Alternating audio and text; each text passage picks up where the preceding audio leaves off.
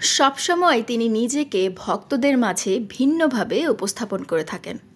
যখন গ্রীষ্মের প্রকৃতি বিভিন্ন ফুলে ফুলে সেজেছে, ঠিক তখন অভিনেত্রী রুনা খান নিজেকে জামদানি আর লাল টুকটুকে কৃষ্ণচূড়ার রঙে রাঙালেন।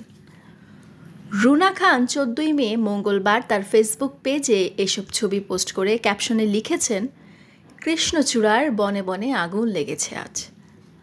ভক্তরা সেখানে তার রূপের প্রশংসা করেছেন।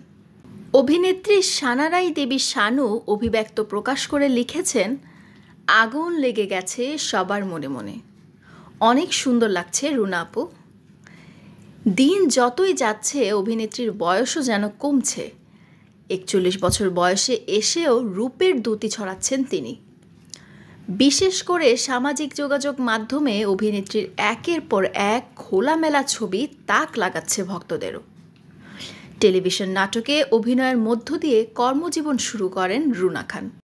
হালদা চলচ্চিত্রে অভিনয় করে শ্রেষ্ঠ পার্শ্ব অভিনেত্রী বিভাগে জাতীয় চলচ্চিত্র পুরস্কার ও বাচসাস পুরস্কার অর্জন করেছেন তিনি।